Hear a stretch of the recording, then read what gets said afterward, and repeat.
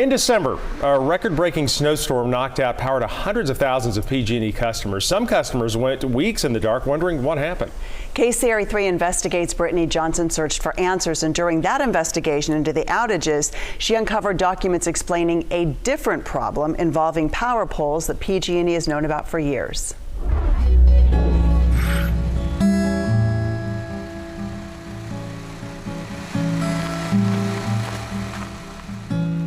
And that was one of the initial breaks up there. It's right up here. It was already leaning. Really? Yeah. So it's had structural problems. Surveying the damage in Nevada County. This is the major culprit. This tree came down by the roots. Roger Hoopman and his wife Vicky Fortini spent weeks without power. So this is the fire access line.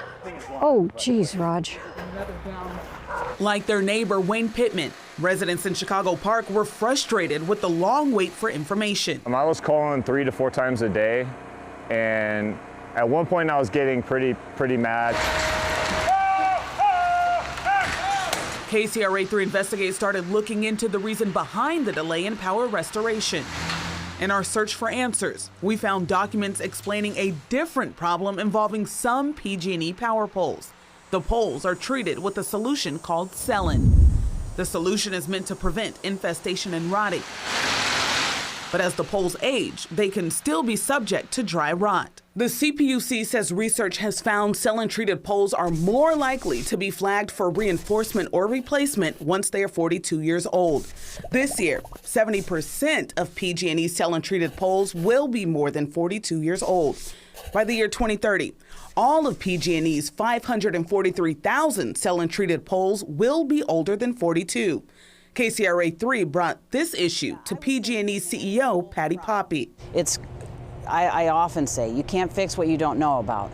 Now we know about that, and we can contain that and continue to work that issue. In our digging, KCRA 3 investigates found PG&E has known about age concerns with Cellon-treated poles for more than a decade. In a study from 2007, an engineer warned almost a third of PG&E's poles were treated with Cellon in the 1960s and are not expected to last more than 10 years from now. That report was published 15 years ago.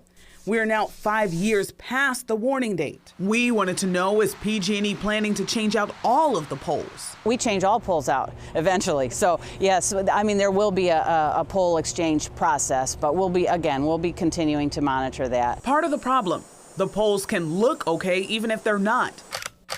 These pictures and report, first obtained by NBC Bay Area, shows a Cellon-treated pole that fell into a backyard in Danville in 2020. An email from PG&E to the CPUC about the pole says prior inspections had failed to detect significant internal dry rot.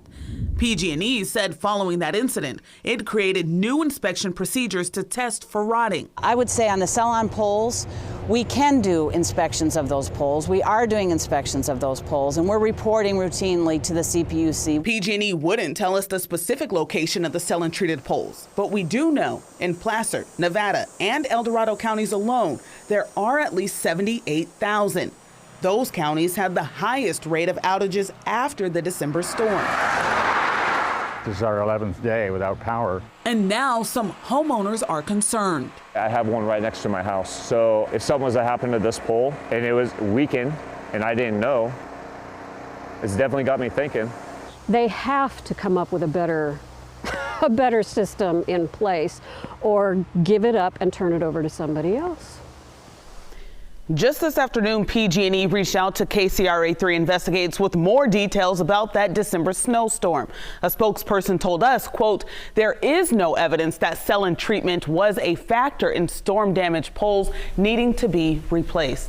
Edie, Golston, back to you. Okay, so Brittany, talk a little bit about what the oversight is like here. Like, who's making sure that the utility PG&E is doing its job and keeping people safe? Great question. The California Public Utilities Commission is making sure PG&E checks and tests its poles. CPUC says it is concerned about Cellon-treated poles, especially in high fire danger areas. Officials say they were particularly concerned with PG&E's procedural gap to detect rotting poles. But the CPUC says as of 2021 and after their self-reporting, PG&E is fixing that problem with its updated testing methods. All right, Brittany, thank you. And we have more on this on our KCRA 3 app. Just scan the QR code that's on the screen there with your phone. Right now we have a map showing how many Cellon-treated poles are in each county in our region. You can see how many poles are in your area. We also have more information about what PG&E is doing to inspect those poles. And if you have a tip that you'd like to send us and something to look into, send an email to KCRA3invest. In fact, that's KCRA investigates at KCRA.com. Don't put a 3 in there. Our team will continue to look into these PG&E pole problems, and we'll have updates moving forward.